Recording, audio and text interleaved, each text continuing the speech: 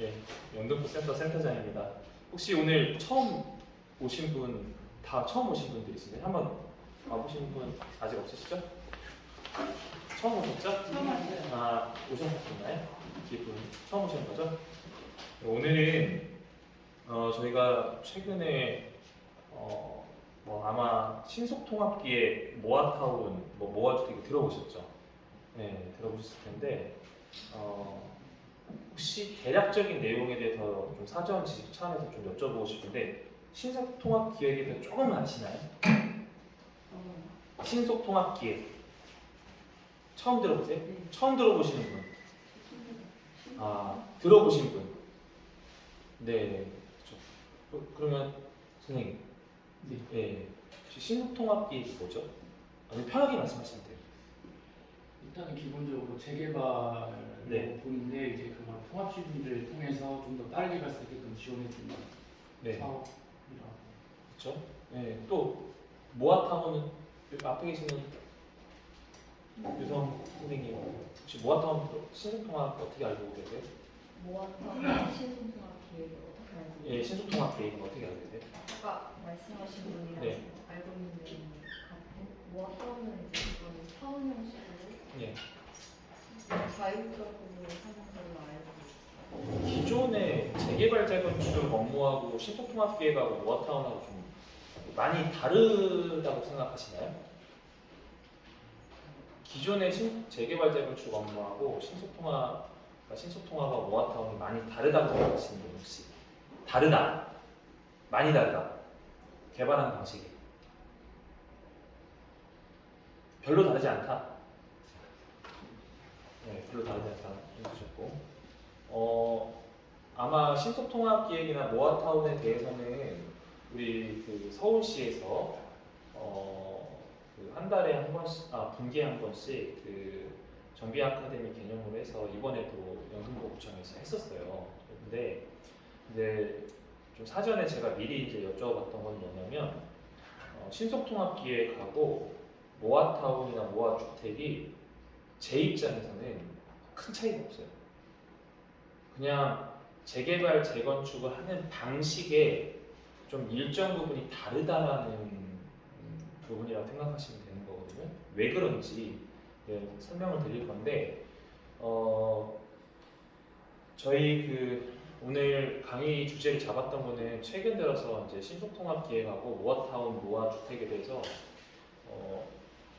우리 그 영등포구 주민분들이 많이 물어보시기도 하는데, 근데 각각마다 되게 특이했던 게 뭐냐면 내용은 하나고, 그리고 어떤 정비몽땅이라는 그 사이트가 있는데 다 들어가 보시고 오셨는데도 이해를 잘 못하시더라고요.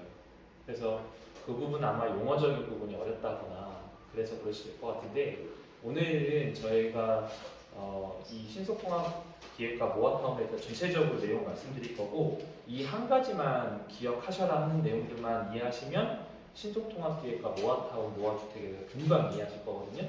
그러니까 가급적이면 어려운 용어 안 쓰고 좀 쉽게 설명을 드릴 테니까 그렇게 이해하시고, 또 오늘 아마 오셨던 분들이 뭐 개인적으로 궁금한 부분들도 계시겠지만 아마 또 그 지역에 내가 아마 재개발 재건축 지역에 살고 있기 때문에 궁금해서 오신 분들도 계실 거예요. 그러면 돌아가셔서 전파를 잘 해주시면 좋을 것 같아요. 되게 저희가 좋은 게 이 아카데미를 하면서 처음에는 이 사람이 저희 업무는 사람이 많아질수록 문제거든요. 이 교육이 많아진다는 것은 제가 교육을 똑바로 못했기 때문에 전파가 안 되니까 다시 들어오는 케이스가 많은데, 그렇지 않다는 것은 전파를 잘 해주고 계시다고 생각을 해서 이번에 마찬가지로 신속통합기획도 이렇게 설명드리지만 이게 다 이제 녹음이 돼서 유튜브로 또 올라가요. 그래서 그런 것을 고려하시면 좋을 것 같습니다. 오늘은 신속통합기획하고 모아타운, 모아주택에 대해서 설명을 드릴 겁니다.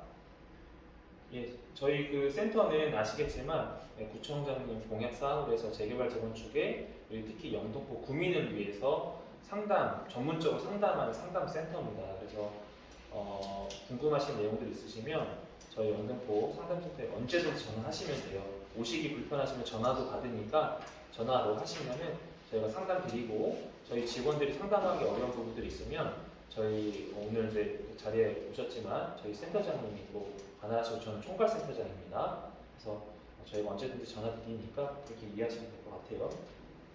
네, 구성은 총 5명인데 두 분이 상주 인력으로 있습니다. 제 그 영역은 궁금해하실 것 같아서 저는 이제 재개발 재건축 사업성 분석 업무가 제 전공입니다. 네. 최근에 그 정비 사업에 대해서 좀 보시면은 규제 풀리는 중공업 지역, 그래서 영등포가 최대 수혜자 이렇게 돼 있죠. 그래서 여기 주요 내용을 좀 보시면은 그 중공업 지역에서 아파트 지으면은 용적률 250%에서 400%로 완화를 해주고 영등포구 면적의 30%가 중공업 지역이다라는 이제 기사가 있습니다. 그래서 실제로 서울 내에 중공업 지역이 이제 이렇게 나왔고요.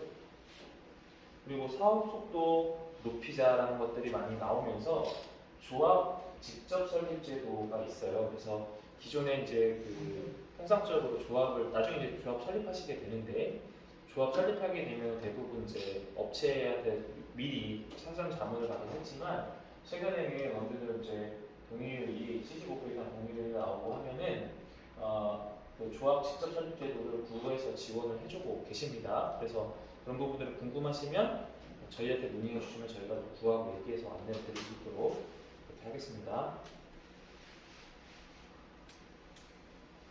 그리고 그 영등포 일대 재건축 시장이 이제 활개를 하고 있는데 최근에 이제 부동산 경기가 조금씩 풀리고 있어요. 풀리고 있어서 재개발 재건축 시장이 마지막 남은 부동산 개발 시장이다라는 표현까지 하고 있는 상황입니다.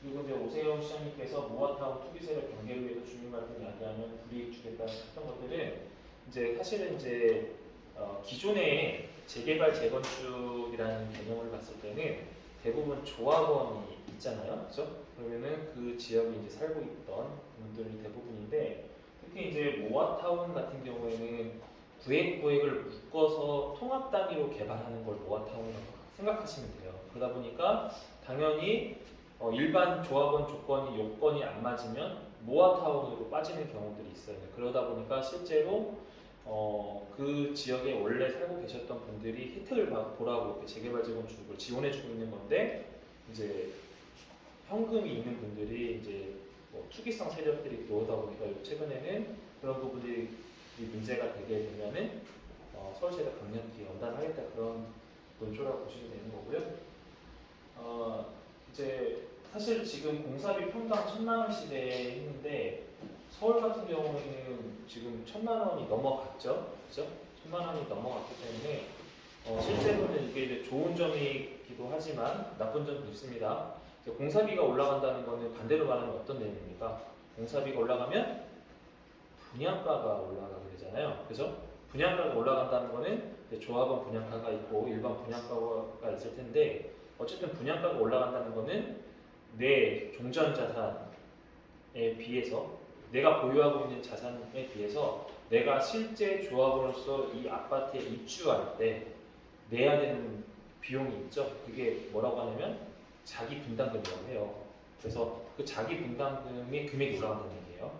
그렇기 때문에 반대로 말하면 그 분담금 어쨌든 그 공사비가 올라갔을 때는 또 분양가액이 올라가기 때문에 전체적인 그러면 분양가가 올라간다는 것은 다시 말하면 부동산 가액이 올라간다는 거예요. 그러면은 내가 대출을 했지만 실제로 시세는 그 이상으로 호가를 치기 때문에 어떻게 보면 내 자산 가치는 올라가는 거죠. 물론 현금으로 지고 있는 자산은 아니고 부동산 자산이라는 그런 부분들이 일장일단이 있습니다. 최근에 저희 센터장님 그 뒤에 와 계신데요. 박성훈 전무님께서 센터장님께서 중도일보에서 하는 방송에 참석을 하셨는데 전국적으로 재개발 재건축 시장에 대해서 굉장히 관심이 많아요. 특히 어디? 우리 영등포에 대한 관심이 너무나 많습니다. 그래서 중도일보의 요청이 와서 이제 신천식 이슈 토론에 참석하셔서 좀 설명을 드렸을 텐데 그런 내용도 마찬가지 유튜브에 있으시니까 제 기회가 있다면 보시면 될 것 같습니다. 자, 이제 신속통합 기획에 대해서 말씀드릴 건데요. 개념을 가기에 앞서서 신속통합기획은 요 내용만 이해하시면은 여러분들 그냥 내용 뒤에 안 보셔도 돼요. 신속통합기획은 어디가 하는 거냐면 서울시, 그다음에 구, 그다음에 여러분들 이 3자가 같이 사업을 추진하는 겁니다. 그렇죠? 그럼 서울시에서 참여를 해서 구하고 조합원분들하고 참여를 하셔서 이 사업을 참석을 하시는 거니까 당연히 서울시가 들어오고 구도 관여를 하니까 서울시가 들어올 때는 다 이유가 있죠. 예, 주택 공급에 대한 부분이 있기 때문에 공공성이 확보가 되는 거예요. 이 사업은. 그죠? 신속통합기획의 참여 주체가. 그러면 공공성이 확보된다. 그러니까 공적인 목적인데 공익을 위해서 하기 때문에 어떻게 됩니까? 공익의 목적에서 임대 아파트가 들어가게 됩니다. 대신에 또 우리 주민들한테 어드밴티지를 줘야겠죠? 예, 뭘 주냐면 용적률 상향을 주고 고도 제한을 풀어버립니다. 물론 이제 종마다 주거 환경 종마다 좀 다르긴 하지만 예, 그렇게 해서 신속통합 계획이 되고 또 우리 그 조합으로 기존에 있던 조합의 재개발 재건축 업무를 하게 되면은 우리 어떻게 하죠? 단계가 많이 보셨죠? 들어보셨죠? 준비위원회 해서 동의를 받고 그 다음에 추진위원회가 구성이 되고 추진위원회가 조합 인가를 준비하잖아요, 그죠? 그 다음에 뭐가 설립이 돼요? 조합이 설립이 되잖아요, 그죠? 그러면 이제 신속통합기획 같은 경우는 그 중간 과정이 빠져요. 그럼 다이렉트로 조합으로 갈 수가 있기 때문에 여러분들이 통상적으로 재개발 재건축 업무를 하신다고 하면 준공까지 하는데 평균 8년, 9년, 최대 10년까지 걸려요. 우리 물론 영등포는 더 됐죠. 재개발 재건축 얘기가 나왔지만은 이제 막 시작되는데 통상적으로 준공까지 하는데 최소 8년에서 9년, 최대 10년 정도 걸려요. 더 걸리는 경우도 있지만 그런데 조합 설립 기간이 통상적으로 뭐 문제가 없으면 1, 2년인데 중간에 여러 가지 항상 이슈는 있기 마련이죠. 평균적으로 2, 3년 정도 소요가 됩니다. 조합을 설립을 하는데 그러면 그 조합 설립 기간이 중간 과정 추진위원 단계잖아요. 그런 중간 과정이 2년 정도가 빠진다라고 보시면 될 것 같아요. 이해되시나요? 그렇게 이해하시면 좀 빨리 가신다고 보면 됩니다. 그래서 사업 시기도 좀 빨라진다. 그리고 고도 제한이나 어떤 용적률을 상향, 그러니까 더 질 수 있게 해주는 거죠. 공공성이 있기 때문에 임대 아파트가 들어가는 대신에 더 질 수 있기 때문에 세대 수는 늘어나고 그렇게 되는 형태예요. 자, 거기다가 임대 아파트를 뭐 이제 장기 전세 주택으로 줄 수도 있고 청년 주택으로 주면은 또 예전에 그런 임대 아파트 개념은 아니에요. 그러니까 그런 것들은 서울시하고 이제 회의하면서 좀 우리 주민들의 의견을 같이 반영해 주면은 좋은 모델이 나옵니다. 이게 신속통합 기획의 끝입니다.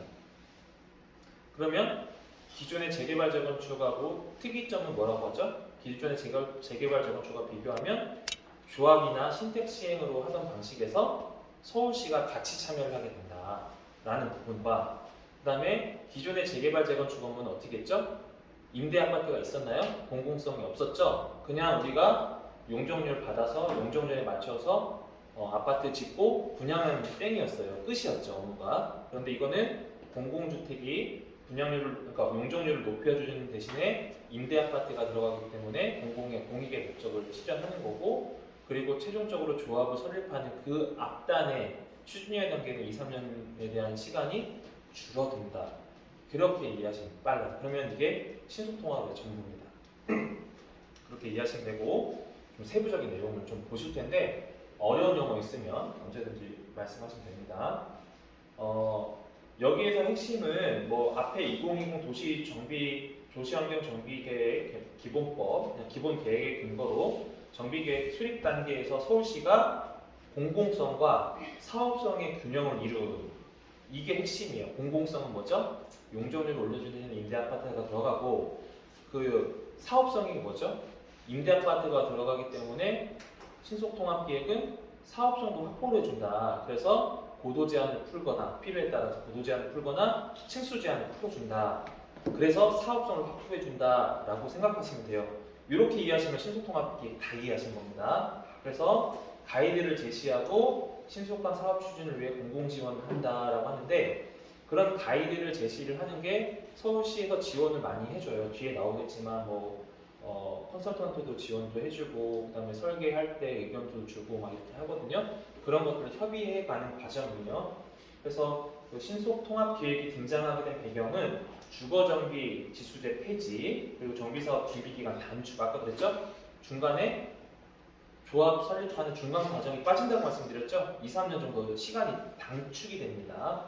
그리고 주민 동의 절차가 간소화가 되고 그리고 재개발 해제 구역을 이제 신규 지정할 수 있고 2종 일반 주거지역 규제 완화가 되고 아까 말씀드렸던 것처럼 뭐 고도 완화라든가 종상향이라든가 이런 개념이에요. 그러니까 종상향인 거는 용적률을 더 높여주는 거예요. 더 질 수 있게. 그죠? 종상향이 되는 거는 여러분들이 살고 계시는 주거지보다는 상업지역이 더 사업성이 좋죠. 그렇게 하는 게 종상향인 거예요. 그러니까 2중에서 3종, 3종에서 상업지역 이런 식의 개념으로 그리고 그 구역 지정 공모 수시 시행이라는 부분이 있는데 대신에 우리가 하고 싶다고 막 하는 건 아니에요. 막 하는 건 아니고 어떻게 한다고요? 공모전을 통해서 하는 겁니다. 그래서 너무 사업성이 없는 데는 할 수가 없겠죠. 그죠? 서울시에서도 의미가 없으니까. 여기까지 좀 어려우신가요? 어려우시면 중간중간 말씀하시면 돼요. 그래서 여기 이제 공공에서 민간의 계획과 절차를 지원하는 신속통합기획은 주체 간 소통으로 통합계획을 수립하고 절차 간소화를 통해서 신속한 사업 추진이 가능하다. 용어는 좀 어렵지만 절차 간소화, 공공성, 사업성 확보 이게 신속통합계획의 핵심이에요. 그래서 정비계획 같은 경우에는 그 도시계획심의위원회에서 뭐 여기 유연한 계획이라고 하는데 여러 가지 그 제한이 있어요. 건축 아무렇게나 하는 거 아니거든요. 그런데 신속통합계획을 하면 융통성을 많이 준다라는 거예요. 가급적이면 잘 될 수 있게 누가 참여하기 때문에 서울시에서 같이 참여를 해주고 있기 때문에 그리고 건축 설계할 때 혁신적인 디자인 지원 인센티브를 제공하는 건데 혁신적인 디자인 같은 경우는 아무래도 이제 이게 사실 이제 재개발 재건축이 대 목표가 주거 환경 정비에 대한 개념이거든요. 그럼 정비라는 거는 우리 서울시 같은 경우는 인구도 많고 그리고 워낙 이제 낙후된 지역들이 많다 보니까 그 낙후된 지역의 환경을 정비하는 것들이 좀 있잖아요. 그런 차원에서 혁신적인 디자인 인센티브를 제공하고 있다라고 이해하시면 되는 거고요. 사업 시행 인가 과정에서 사업 절차나 심의를 당연히 간소화할 수밖에 없죠. 누가 참석하니까 공공에서 참석을 하니까 당연히 인센티브를 제공할 수밖에 없는 상황입니다. 너무 디테일한 얘기는 말씀 안 드릴게요. 그러면 또 헷갈리시니까. 그래서 예를 들어 3종 주거지역의 일률적으로 35층 규제는 지역 특성에 따라 35층 이상으로도 질 수 있게 해주고 있고요. 2종 7층 주거지역 같은 경우는 최대 25층 내에서 주변 여건 고려해서 높이도 정해줄 수 있다는 겁니다. 그리고 역세권 아파트 단지 고밀 복합화 유도를 하는 거고 개발 소외된 지역을 이제 정비해줄 수 있는 거고요. 이거는 이제 뭐 모아주택이나 이런 것들이 있는데 그거는 이제 뒤에 말씀드릴게요. 그리고 공공시설 부지 입체적으로 활용해서 사업 여건을 개선한다. 근데 이제 공공시설 부지 같은 경우에도 여러모로 확인할 수가 있어요. 근데 그 공공시설 부지가 100% 다 있는 건 아니기 때문에 각 지역마다 공공시설 부지가 활용 계획이 각각 다릅니다. 그리고 주민 니즈를 고려한 다양한 생활 SOC를 공급을 하는 건데 이거는 약간 어폐는 있어요. 100% 주민 니즈를 고려해 주지는 않아요. 왜냐하면 공공성의 목적이 있기 때문에 서울시의 입장도 분명히 있어요. 그런 부분이 있다 보니까 거기에 이제 이해관계가 맞지 않으면은 이제 서울시하고 또 의견을 조율을 해야 되는 상황입니다. 그런 의견 개진을 계속 해야 되는데 누가 하냐? 지금 말하는 이제 추진위원들을 조합해서 잘 진행을 시켜야 된다. 그래서 누누이 제가 이 아카데미 할 때도 말씀드리지만 조합원으로서의 역할, 권리와 의무를 무조건 행사하셔야 된다. 그렇게 늘 말씀드리고 있어요. 그래서 건축 설계 같은 경우는 뭐 획일적인 디자인, 그러니까 예전 같은 경우는 예전의 아파트, 오래된 아파트 다 뻔하잖아요. 똑같이 있잖아요. 거기에서 이제 혁신적인 디자인 요소가 많이 들어간다는 거고 그리고 뭐 이거는 사실은 제가 봤을 때는 의미는 없을 것 같아요. 당연히 어느 아파트든 예쁘게 짓고 싶겠죠. 대신 잘 짓고 싶겠죠. 그러니까 잘 짓는다는 건 디자인도 좋고 튼튼하게 짓고 브랜드도 있는 아파트였으면 좋겠다는 건데, 다만 혁신적인 디자인의 인센티브가 좀 있다라는 표현을 굳이 한 겁니다. 그리고 사업 시행 인가를 보시면은 정비 계획하고 지구 단위 계획, 통합 계획으로 해서 심의 기간을 단축을 하죠. 그리고 도시계획위원회 정비 사업 같은 경우는 이제 별도로 분과위원회를 운영하고 있고요. 그리고 건축, 교통, 환경에 관련된 통합 심의를 진행하는가, 결과론적으로 우리가 말하는 인허가 절차를 간소화시켜 준다는 거예요. 왜? 누가 참여하기 때문에 서울시도 같이 공공에서 같이 참여를 해주고 있기 때문에. 그렇게 이해하시면 내용이 조금 이해되실 거예요.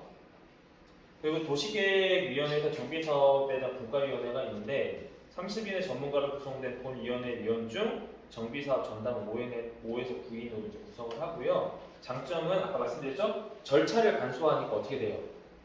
절차를 간소화하니까 뭐가 줄어요? 첫 번째, 시간이 줄어들죠? 시간이 줄어든다는 건 뭐예요? 의사결정을 빨리 내릴 수 있다는 거예요. 그런 이점이 있다. 그래서 통합적인 의견 제시, 그리고 일관된 사업 추진이 가능하다. 이렇게 이해하시면 됩니다. 그래서 그 건축교통 통합심의에서는 이제 부지 면적이 5만 제곱미터 미만 이상은 이제 법령의 개정이 이제 필요한 상황이고요. 심의한 상황에서 환경영향평가가 서울시에서 심의 대상에 대해서 규모에 대한 제한 없이 운영하고 있고, 규모가 커지면 환경영향평가를 받게 돼 있어요. 작아지면 소규모도 받고. 그리고 건축교통 환경통합심의에서는 부지 면적 미만일 경우에는 이제 그 건축교통 영향평가, 환경영향평가 심의 대상에 대해서 부분을 심의를 한다, 그런 내용인데요. 제가 봤을 때는 이 내용 별로 중요하지 않아요. 어떤 것만 기억하시면 되냐면 빠른 최종 의사결정 과정이 신속통합기획이다라고 보시면 됩니다. 단점은 뺐죠? 단점은 뭘까요? 단점은 뭡니까? 장점만 있네요. 그렇죠? 장점만 써놨잖아요. 단점은 뭐냐면 서울시가 참여하기 때문에 공공성이 확보가 되는 거죠. 그죠? 근데 이제 그 공공성이라는 게 이제 임대아파트 개념이 대부분 들어가기 때문에 이제 임대아파트의 경우에는 좀 예전에 임대아파트는 좀 인식이 많이 좋지는 않지만 지금은 이제 장기전세주택이라든가 청년주택이나 이런 것들이 있기 때문에 신혼부부 대상으로만 줄 수도 있고 그런 부분들이 있기 때문에 기존의 개념은 좀 많이 달라요. 그래서 그런 의견을 개진을 좀 하시면은 단점을 보완할 수 있고, 그리고 이제 이게 공공에서 같이 서울시가 같이 참여하다 보니까 또 내가 그 조합 단독을 할 때는 내가 하고 싶은 대로 어느 정도 그려볼 수는 있잖아요. 근데 분명히 시에서 원하는 요구안들이 좀 있어요. 그런 걸 같이 수용을 해줘야 돼요. 그러다 보니까 3자가 물론 사실 이제 구에서도 많이 역할을 하지만 그래도 구에서는 또 조합 편이긴 한데, 근데 이제 결과론적으로 서울시가 요구하는 상황에 맞춰서 설계를 해야 되는 상황이 벌어져요. 유사한 사례가 타 지역에도 좀 있어서 그런 말씀을 드리는 겁니다. 그래서 그 신속통합기획 같은 경우에는 서울시, 자치구, 주민이 원팀으로 구성돼서 복잡한 정비사업 프로세스를 하나의 통합된 기획으로 진행을 한다라고 보시면 되는 거고요. 여기서 뭐 워킹그룹, 자문그룹, 주민참여단 이렇게 말씀하시는데 워킹그룹은 실제 이제 하는 것, 실제 이 인허가에 관련된 사항들이죠. 건축계획이라든가 경관계획이라든가 정비계획을 수립하는 거고, 자문그룹은 아까 이제 앞에서 말씀드렸던 것처럼 이제 정비사업의 전문 인력들이 있죠. 이런 부분들이 이제 계획을 검토를 해주는 거고, 주민참여단 같은 경우는 기획안을, 그러니까 도면처럼 그려서 내용이 나와요. 그럼 그 내용을 보고 우리 조합 차원에서는 우리 이렇게 했으면 좋겠다, 이런 형태도 그려줬으면 좋겠다, 의견을 제시를 하는 겁니다. 그래서 연령별, 거주 기간별, 성별, 조성지에 따른 공개 모집 진행을 하고 있고, 전체 주민을 대상으로 계획 수립 중간에 설명회를 개최를 하게 돼 있습니다. 그래서 이제 신속통합 기획의 그 내용을 좀 보시면 여기 아래 내용만 보시면 돼요. 네. 지금 신속통합기획과 민간정비사업 같은 경우는 8년이라고 되어 있는데 실제로 8년은 더 걸리는 것 같아요. 8년이 이 정도 걸리는데 그 절차가 어떻게 돼요? 기본계획을 수립하고 정비계획 수립하고 구역이 지정이 되면은 추진위원회가 구성되고 추진위원회에서 조합 설립 준비를 해서 조합 설립 인가를 신청하면 구에서 조합 설립 인가증을 주고 조합 설립 인가증을 법인등기 치고 사업 시행을 이제 사업체를 선정을 하게 되는 게 통상적인 그동안 정비 사업의 절차였어요. 그러다 보니까 통상적으로 요구하는데 거의 빠르면 1년, 한 2, 3년 정도 걸리는데 신속통합계획을 하면은 자치구에서 정비계획 수립하는 일반 재개발과 달리 사업 초기부터 서울시가 참여를 해주니까 이 기간도 줄어들고 그러면 추진위원회 구성해서 조합 설립을 하는데 이것도 공공지원을 해주니까 이 기간이 빠지는 거예요. 그리고 결과적으로는 이제 사업시행 인가하는데 이거는 어차피 서울시에서 기획해서 가는 거니까 통합심의를 하기 때문에 그 의사결정 과정이 빨라지는 거예요. 그래서 아까 말씀드렸죠. 인가기간 서울시가 참여하니까 인허가 자체가 줄어들고 그 다음에 인허가 자체가 줄어들면서 시간이 줄어드니까 의사결정이 빨리 된다라고 말씀드렸잖아요. 그래서 말씀드리는 거예요. 신속통합계획 같은 경우는 4년인데 이걸 통계로 제시하기는 조금 더 해봐야 돼요. 근데 이 정도로 컨셉을 잡았다고 이해하시면 됩니다. 혹시 여기까지 궁금하신 거 있으신가요? 넘어갈게요. 보시면 그래서 신속통합계획 같은 경우에는 기존의 정비 사업 같은 경우는 이제 소유주의 3분의 2 이상, 면적의 2분의 1 이상인데 면적은 같고 이게 이제 75%잖아요. 75% 넘죠? 66%. 근데 거의 제가 늘 말씀드리면 조합 설립하고 하려면 항상 80% 이상 받으셔야 돼요. 그래야지 나중에 문제가 안 돼요. 근데 이제 어쨌든 법상으로 나와 있으니까 3분의 1인데 일단은 신속통합계획은 토지 소유주의 2분의 1인데 할 수 있다라는 거지 실제로 2분의 1 딱 선 맞춰가지고 신청한다고 꼭 되는 건 아니죠. 반대하는 게 그 반이면 또 못하는 거예요. 그러니까 통상적으로 재개발 재건축 큰 범주안에서 신속통합기획도 재개발 재건축이라고 하기 때문에 그냥 우리끼리 얘기할 때는 통상적으로 85% 이상 공유를 받으면 할 수 있다라고 보시면 돼요. 이해하시면 돼요. 이건 실무적인 말씀을 드리는 거니까. 그래서 정비사업 구역 지정까지 소요 기간 단축 및 구역 지정 이후에 자치구 승인을 받은 추진위원회 조합 등 추진 주체가 구성돼 보다 빠르고 적극적인 사업 추진이 기대가 된다라고 보시면 되는 거고 여기는 그 뭐 입안 재검토 뭐 내용이 어려운데 토지 등 소유자의 15% 이상이 반대하면 이제 재검토 그렇죠? 15% 이상이 반대하면 반대로 말하면 85%는 동의한 거잖아요.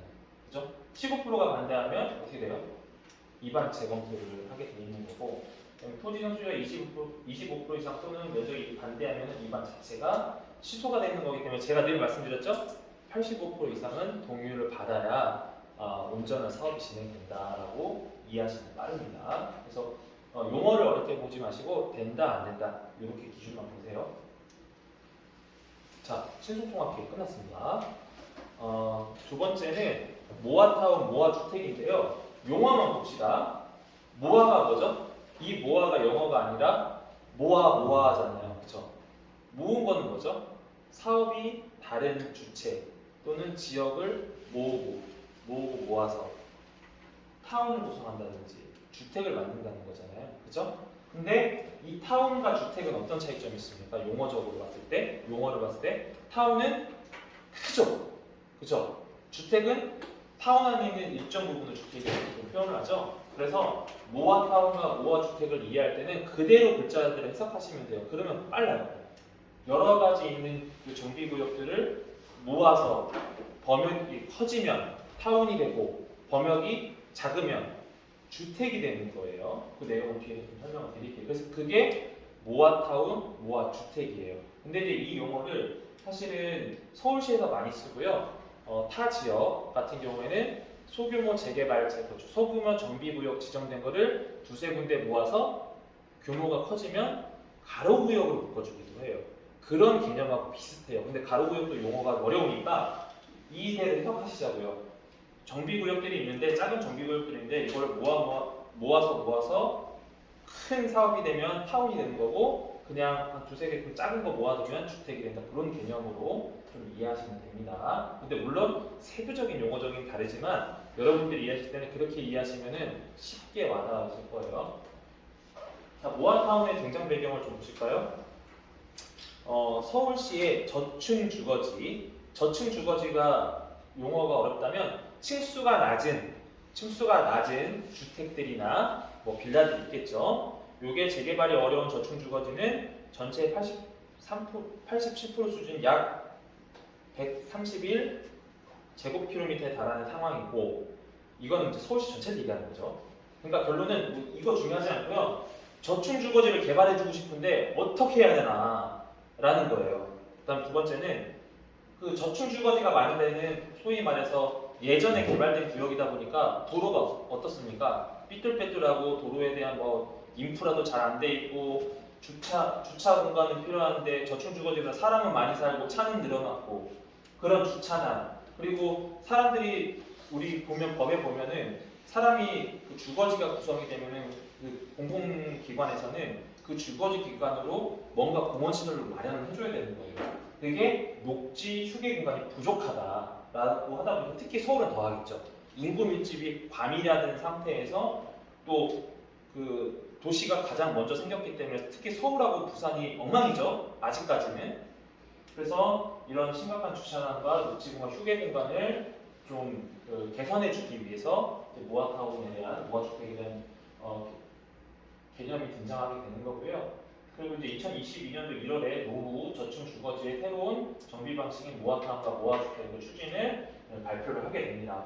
그래서 그 여기 소규모 주택 정비 관리 지역 같은 경우에는 노후 불량 건축물과 신축 건축물 혼재로 방역적 개발이 곤란한 지역에서 정비 기반 시설과 공동이용 시설 확충을 위해 소규모 주택 정비 사업을 계획 효율적 추진을 위해서 소규모 정비 관리 계획 승인 고시한다.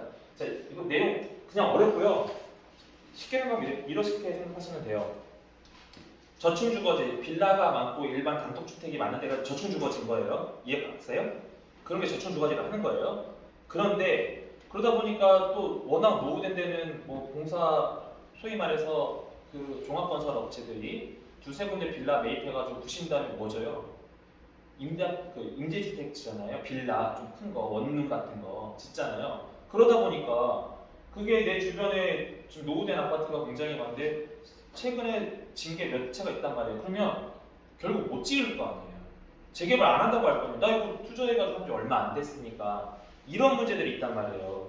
이 낙후된 지역, 그러니까 낙후된 지역이 못 산다는 그런 개념이 아니에요. 저층 주거지가 많은 데가 낙후된 지역, 인프라가 안 되는데 이런 낙후된 지역을 개발을 해야 되는데 이런 신축 건축물이 들어오니까 개발 자체가 안 되고 동의 안 해줄 거 아니에요. 그죠? 반대로 생각을 해보세요. 선생님이 내가 신축 건축물 진짜 얼마 안 됐어요. 줬는데 여기 갑자기 재개발한다네? 나 이거 어떻게 해? 그럼 난 무조건 결세 반대하겠죠. 그죠? 그런데 그러면 못하게 할 거냐? 그럴 때 그래서 그런 거를 어느 정도 그 신축 건축물에 대한 부분들도 고려를 해주고 거기에 잘 묶어서 모아타운, 모아주택을 정책적으로 지원을 해주는 거예요. 그러면 이것도 공공기관에서 이런 사람들도 마찬가지고 또 이쪽 지역에서 사업성과 공공성을 실현을 해야 되는 거잖아요. 공공성과 사업성을 높여줘야 되니까 당연히 지으면은 임대 아파트 들어가고 용적률도 일부 상향시켜줘서 더 아파트 질 수 있게 해주는 그런 형태인 거예요. 그래서 그런 내용이라고 보시면 돼요. 이 내용이 뭐 내용상은 굉장히 어렵지만 그래서 그 모아주택 같은 경우에는 이제 모아타운 내에서 주택 소유자들이 개별 필지를 모아서 블록 단위로 양질의 주택을 공동으로 개발하는 경우, 제가 아까 설명드릴 때 잠깐 소규모 모아서 가로주택 만들어요 이렇게 말씀드렸죠 앞에서. 그런 거예요. 예를 들어서 그 소규모가 저희가 대전이나 타 지역에서 자문할 때 여기는 이쪽 정비구역을 묶였어요. 1구역, 2구역, 3구역, 4구역. 근데 여기 1구역이 대도로변에 있는데 여기는 세대가 뭐 40세대, 여기는 30세대, 뭐 여기는 뭐 20몇 세대 이렇게 되니까 개별적으로 하기도 애매하고 하다 보니까 여기를 묶었더니 구에서 어떻게 하냐? 가로주택으로 묶어드릴게요. 동의서 받아보세요. 라는 게 모아 타운 주택하고 약간 비슷해요. 그런 개념인데 타운은 더 큰 거고. 근데 여기 서울은 이제 모아 주택이라고 하는 거예요. 그래서 모아 타운 내에서 주택 소유자들의 개별 필지를 모아서 필지죠? 필지를 모아서 블록 단위로 이렇게 묶어주는 거예요. 소규모 주택으로 묶었다가 이걸 같이 합쳐주는 그런 개념인 거예요. 그래서 그 모아주택이라고 하는 거고, 모아타운 같은 경우에는 서울시의 소규모 주택 정비관리 지역에서 모아주택이 집단적으로 추진 예정인 지역에서 단계별 관리단위 설정을 통해 정비 기반 시설 및 공동시설을 확충하기 위한 노력. 내용 어려운데 이렇게 보시면 돼요. 그냥 10만 제곱미터 미만이고 노후도가 50% 이상인 상태. 그럼 당연히 그 지역이 있는 거고 거기서 규모가 좀 크게 짓는다라고 보시면 되는 거예요. 그렇게 이해하시면 빨라요. 그래서 모아타운의 그 특징 같은 경우에는 양질의 주택 공급한다. 당연히 양질이죠. 어차피 밀어버리고서 거의 대부분 공동주택을 짓기 때문에 그래서 양질의 주택은 당연한 거고요. 여기에 다만 아까 말씀드렸던 것처럼 저층 주거지가 뭐가 문제라고 했어요? 사람들은 많은데 인프라는 안 돼 있고 그러다 보니까 사람들 많고 차도 많으니까 주차도 안 되고 하니까 그래서 통합부가 주차장도 만들고 주변에 아까 뭐라고 했죠? 사람 단위별로 그 휴게 공간 공공시설이 필요하다고 했죠?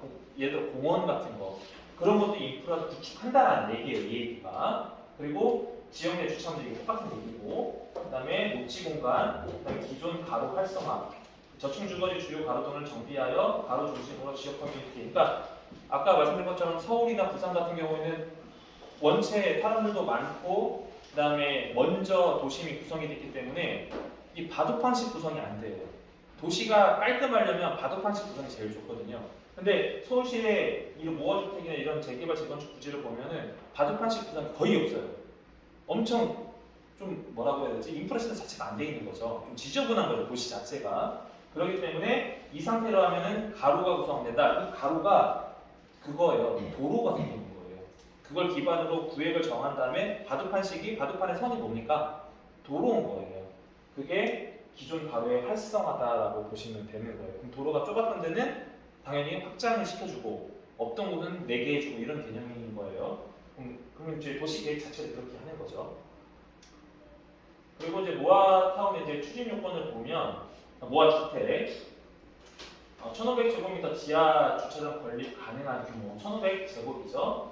주차장은 지하로 확보하고 지상은 녹지 등을 설치하고 저층부는 근생 공동 이용시설로 설치하고 그다음에 대지 안에 그 공지로 고도를 이제 활용할 수 있는 보행 편의를 주는 거고요. 가로의 유지 그래서 가로치계로 고려 6m 이하로 사업시행 구역 내 포함이 가능하다라는 부분입니다. 그래서 부지 면적 같은 경우는 아까 말씀드렸죠? 규모가 작다, 그죠? 그러니까 1,500제곱미터라고 보시면 되는 겁니다. 뒤에 내용들은 그렇게 신경 쓰실 사항이 아니에요. 규모가 작고 거기에 공동주택 개념을 짓는데 이런 거는 그러니까 근생이 들어갈 수 있겠구나. 그러면 이제 1층은 뭘로 쓰죠? 상가로 쓰고, 그죠? 상가로 쓰고 위에는 아파트나 뭐 임대 아파트를 쓸 수도 있는 거니까 그런 개념이라고 보시면 됩니다. 인센티브가 적용이 되는데요. 가로주택 나오죠? 가로주택, 가로구역의 요건을 완화하고 사업 면적을 2만 제곱미터로 한다. 그래서 아까 말씀드린 것처럼 소규모 3개 붙여가지고 가로를 만들어주는 경우도 있어요. 그리고 아니면은 도로가 6m 이상 도로인데 도로가 분리되어 있는데 사실은 도로가 분리돼도 안 된다고 하는데 도로를 옮겨줄 수 있는 여건만 되면 이걸 붙여서 블록으로 붙여서 가로주택을 만들어주는 경우도 있어요.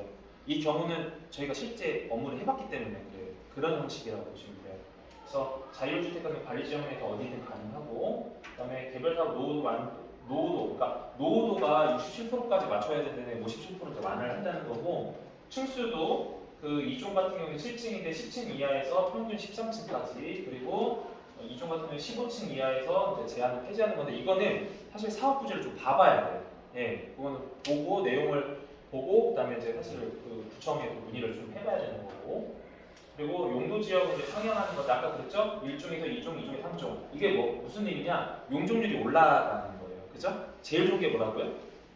이건 주거지고 제일 좋은 게 되어 있는 거 상업지역이 용적률이 제일 높다라고 보시면 되는 거예요. 그래서 증가되는 용적률 50% 임대주택 기부채니까 용적률을 예를 들어서 이렇게 할게요. 용적률을 상향해줬더니 원래는 우리가 100채 질 수 있다. 100가구를 질 수 있었는데 300가구를 줬어. 그러면 50% 임대주택이라고 하죠? 그럼 몇 세대? 100세대 용적률에 증가되는 용적률이 50%. 그러니까 원래는 우리가 200세대를 줄 수가 있었는데 300세대를 줬으니까 그러면 증가가 얼마 됐어요? 100세대가 증가한 거니까 그 중에 반은 임대주택으로 기부 채납을 하게 돼 있는 거예요. 그죠?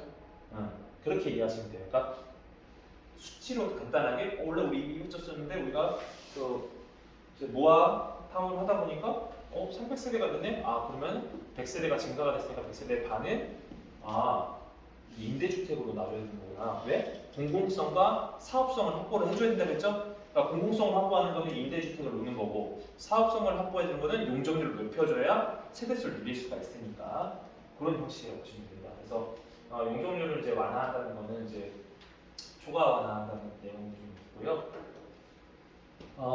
모아주택의 사업 유형을 보면 아까 1,500제곱미터도 이상도 가능은 한데 여기서 보셔야 될 게 주민합의체 토지 수익종 2명 이상도 공동시행 가능하고요. 건축물 수의 57% 이상 그리고 토지 수익의 10분의 8, 토지비용 3분의 1. 그러니까 결국 85% 이상 받으라는 얘기예요. 그죠?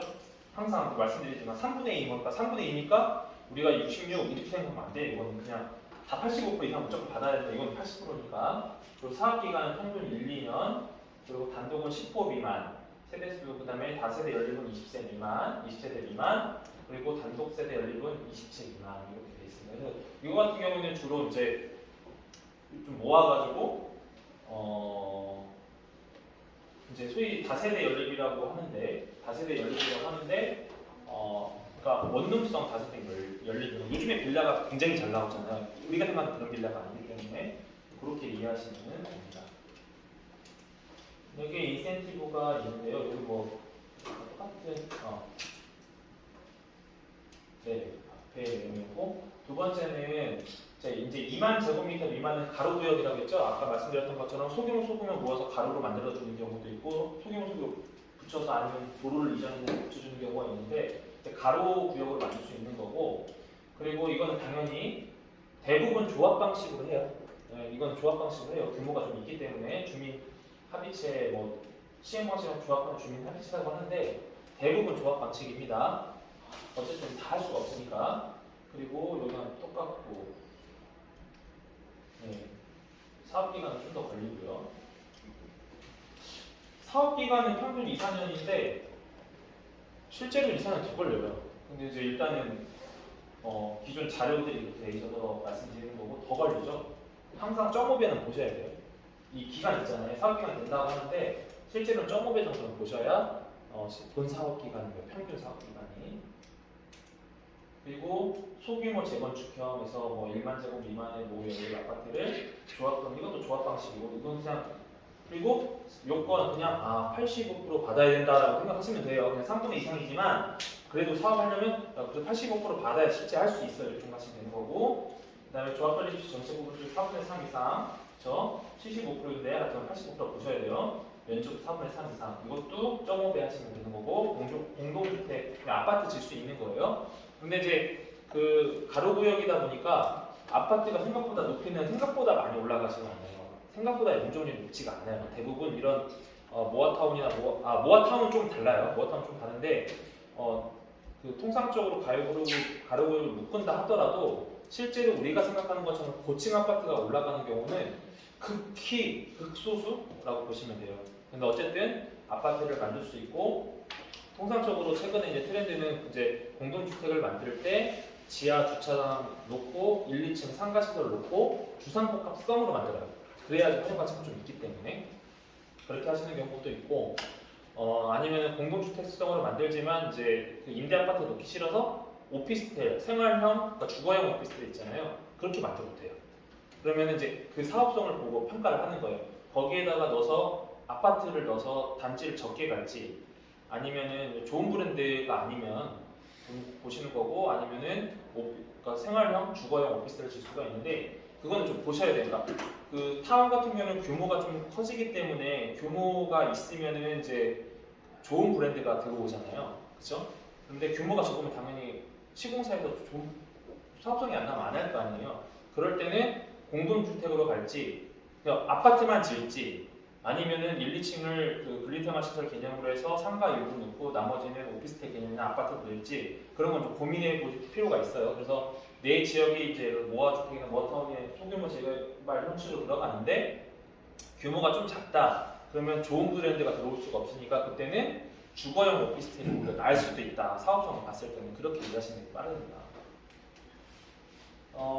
가로주택 여기서도 뭐 다른 큰 내용은 없고요. 그냥 그 소규모는 그러니까 규모 정도로 보시면 돼요. 소규모는 10,000제곱, 그다음에 20,000제곱. 근데 이제 실제 사업성이 좀 해볼 만한 데가 가로주택형이에요. 예, 여기가 20,000제곱 정도 되면은 물론 이제 용적률에 따라 좀 다르지만 통상적으로 20,000제곱 정도 된다고 했을 때 한 600세대 정도 들어갈 수 있거든요. 20,000제곱에 물론 이제 종마다 좀 다르긴 해요. 근데 통상적으로 한 600, 700세대 정도 그 정도 나오더라고요. 그래서 그 정도 보시면 되는 거고, 네, 여기 뭐 나머지는 똑같습니다.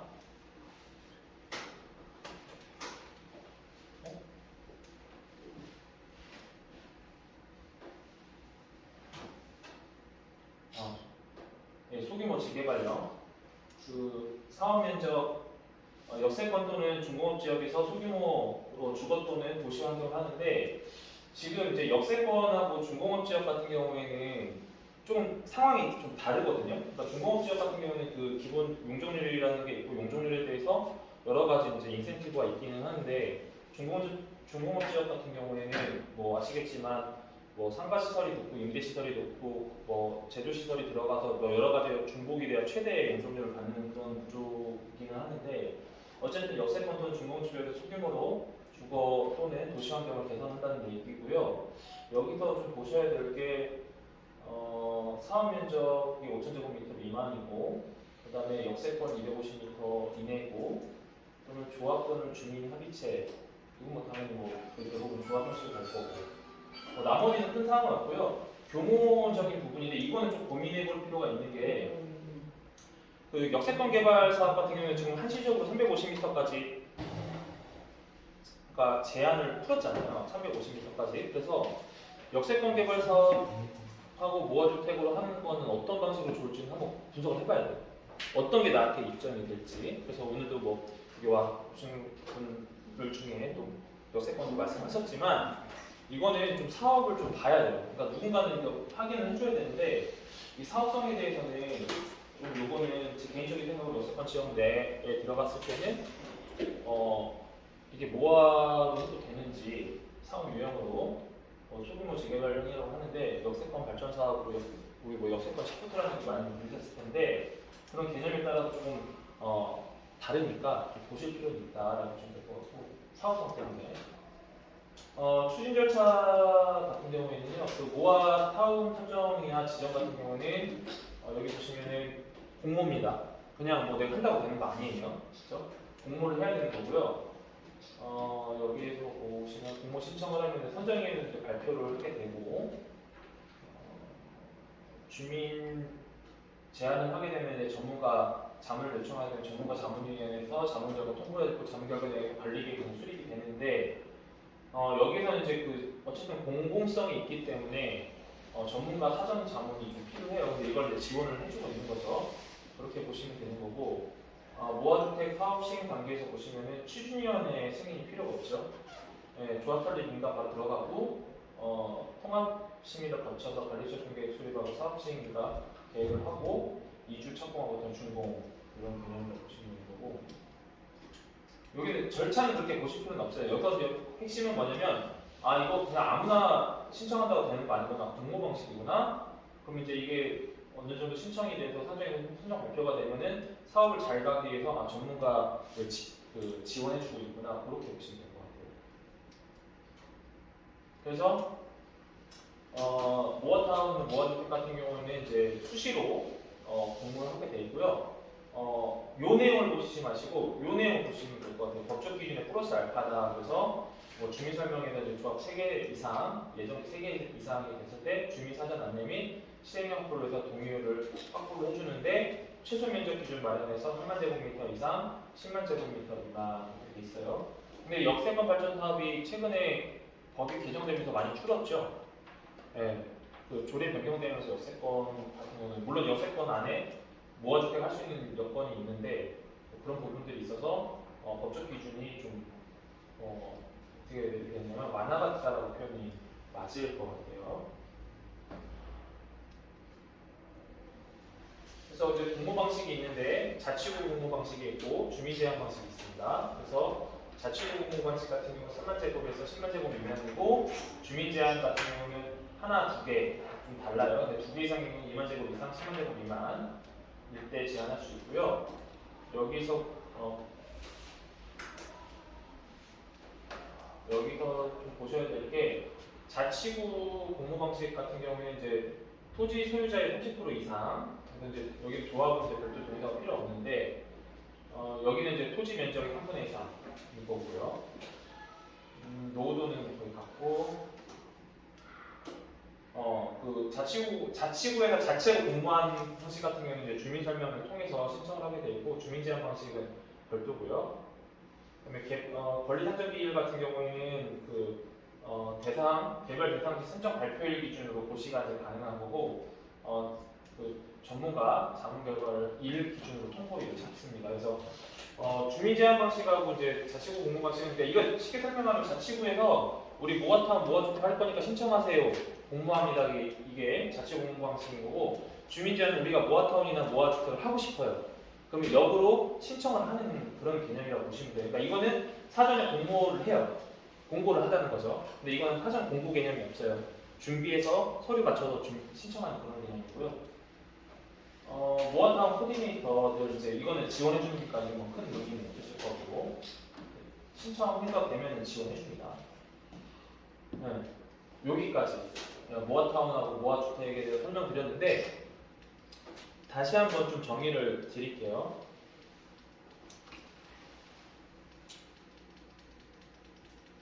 지금 오늘 진행한 신속통합기획하고 모아타운하고 모아주택 같은 경우에는 아까 뭐라고 말씀드렸죠? 그 공공기관에서 병행해서 지원을 해준다고 했죠? 참여를 하는 게 있고 지원을 해주는 개념이 있습니다. 그러니까 신속통합기획은 참여를 하죠. 서울시가 참여를 하죠. 그리고 모아타운이나 모아주택은 시가 참여를 하는 건 아니죠. 네, 지원을 해주는 그런 개념이죠. 근데 신속통합기획 같은 경우에는 서울시가 실제 건축 설계에도 참여를 해요. 참여를 하기 때문에 그렇게 되는 거고, 다만 이제 이게 신속통합기획 같은 경우는 기존 재개발 재건축 업무에서 조합 시행이 아니라 이제 서울시가 같이 동반 참여를 하기 때문에 그 중에서 용적률을 좀 그러니까 층수 제한을 좀 일부 해제할 때는 해주고, 다만 아까 말씀드렸던 것처럼 공공성 확보를 위해서 임대주택을 넣게 돼 있고, 그다음에 사업성 확보하니까 용적률을 상향시켜주는 그런 개념인데, 다만 뭐가 좀 힘들다? 내가 이렇게 짓고 싶다고 해서 이렇게 할 수 있다 없다? 없다. 그래서 주민합의체가 조합이 서울시에서 나온, 구에서 나온 설계서를 갖고서 주면 그거 보고 의견 또 놓고 이런 개념이에요. 근데 기존 재개발 재건축 방식은 우리가 그릴 수 있어요. 요구에 의해서 건축 설계다 두고, 그런 개념이 아니다.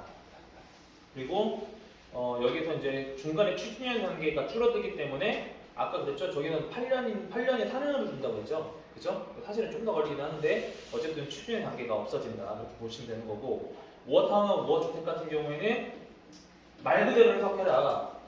그 소규모 재개발 지역 자체를 모아서 덩어리가 커지면 타운이 되는 거고, 작으면 주택이 되는 거고, 그리고 이제 이것도 마찬가지 용적률 상향이라는 부분이 있고, 상향되면은 어떻게 해요? 상향되는 거에 용적률 상향되는 거에 50%는 무조건 임대주택을 넣어야 된다. 그렇게 이해를 하시면 돼요. 그리고 모아타운과 모아주택 같은 경우는 어떻게 보면은 서울시에서 운영하는 형태인데, 타 지역에서는 소규모 재개발 재건축 부지를 그러니까 소위 말해서 분리되어 있던 걸 묶어서 가로주택을 묶어주는 경우도 있다. 이게 모아타운 모아주택의 개념이다라고 이해를 하시면 될 것 같습니다. 네, 여기까지 신속통합기의 모아타운 모아주택에 대한 내용을 말씀드리고요. 혹시 궁금하신 거 있으신가요? 질문 있으시면 사업에 관계없이